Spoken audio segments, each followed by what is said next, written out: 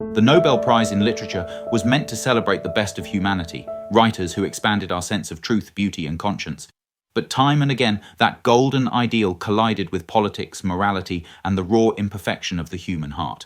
Because when you call someone the voice of humanity, the world begins to ask, whose humanity, exactly? These are 5 moments when the Nobel Prize in Literature didn't unite the world, but divided it.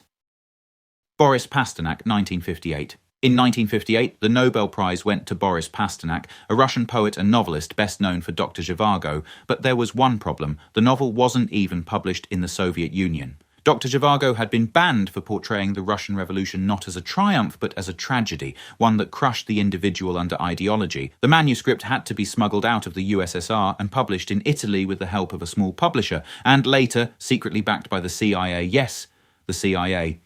Declassified documents later revealed that the US intelligence agency printed and distributed copies of Dr. Zhivago across Eastern Europe as a weapon of cultural propaganda. What began as art became a tool in the Cold War. When the Nobel Committee announced Pasternak as the laureate, Soviet officials erupted in fury. The Writers' Union accused him of treason. Newspapers called him a literary Judas. And facing threats of exile, Pasternak telegrammed Stockholm, "In view of the meaning given the award in the society to which I belong, I must refuse." He lived the rest of his days under surveillance, shunned by his peers, a Nobel laureate who could never receive his prize. Dr. Zhivago became more than a novel. It became proof that words could shake an empire, and that sometimes the most dangerous thing a writer can do is simply to tell the truth. Jean-Paul Sartre, 1964.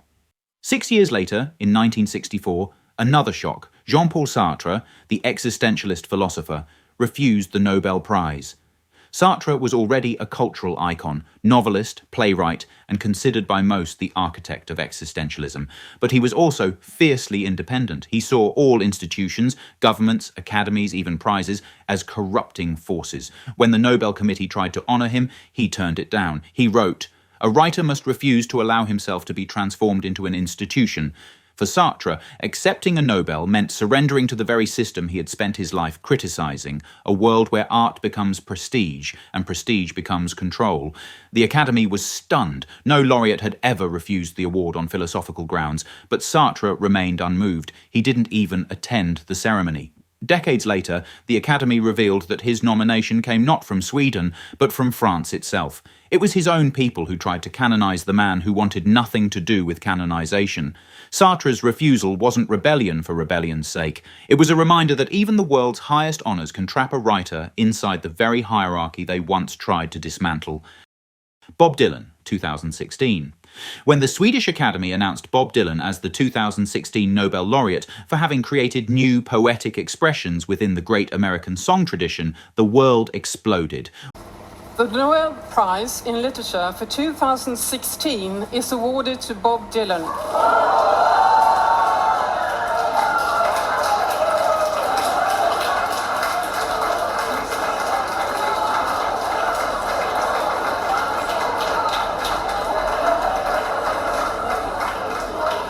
For having created new poetic expressions within the great American song tradition. Was this a bold recognition of songwriting as literature, or a betrayal of literature itself? To some, it was revolutionary, the acknowledgement that poetry could live not just on the page, but in the rhythm of the human voice, that Blowin' in the Wind and Desolation Row were as literary as Whitman or Ginsberg. To others, it was a category mistake, a populist gesture that blurred the distinction between art and celebrity. Writers like Salman Rushdie defended the choice. Others like Rabi Alameddin mocked it. Next up, the Nobel in Chemistry goes to Gordon Ramsay. Then Dylan did something even more controversial. He said nothing. For 2 weeks he ignored the announcement. He skipped the ceremony. And when he finally sent his acceptance speech, it was rumoured to be partially ghostwritten.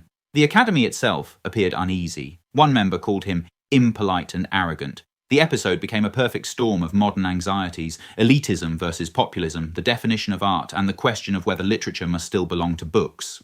The Dylan year made one thing clear. The Nobel was no longer sacred. It was, like everything else in culture, up for debate. Peter Handke, 2019. And then came Peter Handke. In 2019, after the Swedish Academy's own scandal the previous year, the Nobel Prize returned and immediately walked into another firestorm. Peter Handke, an Austrian novelist and playwright, was honoured for an influential work that with linguistic ingenuity has explored the periphery and the specificity of human experience.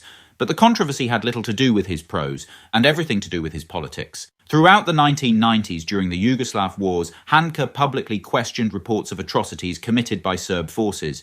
He visited Slobodan Milosevic in prison. He attended his funeral and delivered a eulogy. At one point, he accused Western media of distorting the truth, implying that Serbia was unfairly vilified.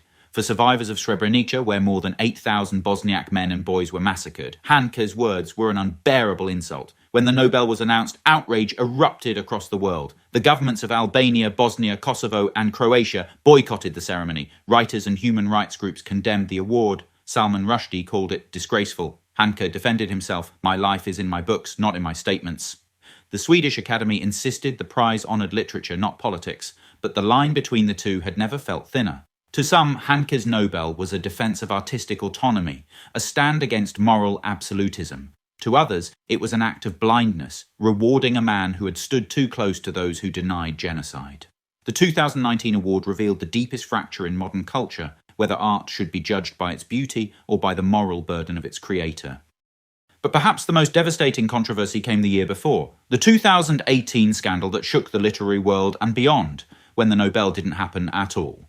In 2018, the Swedish Academy, the very institution responsible for awarding the prize, imploded under the weight of its own scandal. Jean-Claude Arnault, a French photographer with deep ties to the Academy through his wife, poet Katarina Frostenson, was accused by 18 women of sexual assault and harassment. He was also accused of leaking the names of Nobel laureates to bookmakers and exploiting his relationship with the Academy for power and profit. As the story broke in Dagens Nyheter, resignations followed in waves. The Academy, guardians of literary morality, was suddenly exposed as a network of silence and complicity. Public confidence collapsed. King Carl XVI Gustaf intervened to reform the institution. Arnault was later sentenced to prison. But for the first time since World War II, the Nobel Prize in Literature was suspended. The 2018 award was postponed, and the world was left wondering whether the prize that had judged humanity's conscience could survive its own hypocrisy. When it finally returned in 2019, the Academy tried to rebuild its credibility, only to hand the prize to Peter Handke. The irony was brutal. The Nobel's reputation had cracked open, and its attempt at rebirth became another controversy entirely. The Nobel Prize in Literature was meant to define greatness. Instead, its history reveals how fragile that idea truly is. From Pasternak's censorship to Sartre's rejection, from Dylan's silence to Handke's outrage, and finally, the Academy's own collapse. Every controversy has forced us to confront what we value in art, purity, truth, or the courage to be human. Perhaps that's what makes the prize so fascinating and so flawed. It doesn't just honour writers, it exposes the world's uneasy relationship with them, and one controversy on the Handke affair still lingers like an open wound. A question we'll explore next: can literature ever be separated from morality, or is the writer's conscience part of the work itself? These controversies aren't just history, they are mirrors, reflecting our shifting faith in art, truth, and the people who claim to guard them.